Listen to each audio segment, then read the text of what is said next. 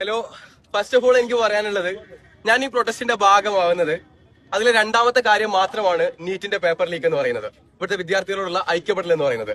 അതിൽ ഒന്നാമത്തെ കാരണം എന്ന് പറയുന്നത് ഈ രാജ്യത്തെ നമ്മളെ ഭരിക്കുന്ന സർക്കാരിന്റെ അക്കൗണ്ടബിലിറ്റി ഇല്ലായ്മയാണ്. ഞാൻ ഇപ്പൊ ചെയ്തൊരു വീഡിയോയിൽ കൂടി ആളുകളോട് പറഞ്ഞ ഏറ്റവും പ്രധാനപ്പെട്ട ഒരു കാര്യം അവിടെ ഓർമ്മിപ്പിക്കാം. ധർമ്മേന്ദ്ര പ്രധാൻ മാത്രമല്ല ഇന്ത്യയുടെ പ്രശ്നം. ഇന്ത്യയുടെ പ്രശ്നം എന്ന് പറയുന്നത് ജനങ്ങളുടെ ചോദ്യങ്ങൾക്ക് ഉത്തരം കൊടുക്കാത്തൊരു സർക്കാരാണ്. അത് ആൾസോ ഇവിടെ കൂടിയിരിക്കുന്ന മുഴുവൻ മനുഷ്യരും ഓർക്കേണ്ടുന്ന കുറച്ച് പേരുകളുണ്ട്. ഇന്നും ഇന്നലെയും അല്ല ഈ സർക്കാർ ഈ പണി തുടങ്ങിയത്. ഇവിടെ ഗൗരി ലങ്കേഷ് ജീവിച്ചിരുന്നു, നരേന്ദ്ര ദമോദർ ജീവിച്ചിരുന്നു, ഗോവിന്ദ് ബൻസാരി ജീവിച്ചിരുന്നു. അങ്ങനെ തുടങ്ങിയ കുറെ അധികം മനുഷ്യർ ഈ സംഘപരിവാറിന്റെ RSSന്റെ BJPയുടെ സർക്കാരിനോട് ചോദ്യം ചോദിച്ചിരുന്നു. ആ ചോദ്യം ചോദിച്ച മുഴുവൻ മനുഷ്യരെയും അടിച്ചമർത്താനാണ് ഇവർ ശ്രമിച്ചിട്ടുള്ളത്. ഈ ചോദ്യം ചോദിക്കുന്ന മനുഷ്യരോട്, അവരുടെ രാഷ്ട്രീയത്തോട് പലപ്പോഴും നമുക്ക് വിയോജിപ്പുണ്ടാകാം. പക്ഷെ ഇന്ത്യ ലോകത്തെ ഏറ്റവും വലിയ ജനാധിപത്യ റിപ്പബ്ലിക്കാണ്. ഇത് RSSന്റെ തന്തയുടെ വകയല്ല. ആരൊക്കെ ചോദ്യം ചോദിക്കുന്നോ ആ ചോദ്യം ചോദിക്കുന്ന മനുഷ്യരോട് ഐക്യപ്പെടുക എന്നുള്ളത് ഈ നാട്ടിലെ എന്റെ മുന്നിലിരിക്കുന്ന മുഴുവൻ യുവാക്കളുടെയും ഉത്തരവാദിത്തമാണ്.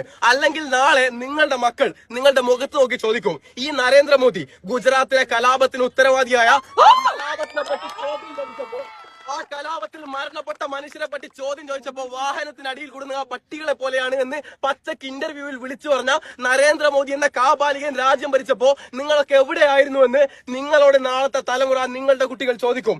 അന്ന് ഞങ്ങൾ ചോദ്യം ചോദിച്ചിരുന്നു, ഞങ്ങൾ ഇതുപോലെ സമരം ചെയ്തിരുന്നു എന്ന് നമുക്ക് പറയാൻ പറ്റണം. ആൻഡ് ആൾസോ ഇത് BJPയുടെ അവസാനമാണ്. അത് ഞാൻ പറയുന്നത് വെറുതെ.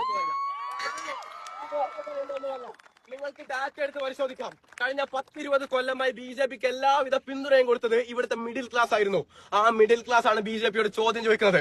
അതുകൊണ്ടാണ് നാളിതുവരെ മാധ്യമങ്ങളെ കണ്ട് ഫെയർ ആയിട്ട് ഒരു ചോദ്യത്തിന് ഉത്തരം പോലും കൊടുക്കാത്ത ഫേക്കു മോദി ഇന്നലെ മീഡിയയുടെ മുന്നിൽ ഇങ്ങനെ ഒരു വീഡിയോ പിടിച്ച് ഞങ്ങളെന്താ ജസ്റ്റിസ് കൊടുക്കാൻ പോവാന്നൊക്കെ പറഞ്ഞത്. അയാൾ വീണ്ടും ധർമ്മേന്ദ്ര പ്രധാനിലേക്ക് ഒതുക്കാനുള്ള തീരുമാനമാണ്. അങ്ങനെയല്ല, നരേന്ദ്രമോദി നിങ്ങൾ ആദ്യം ഉത്തരം പറയണം.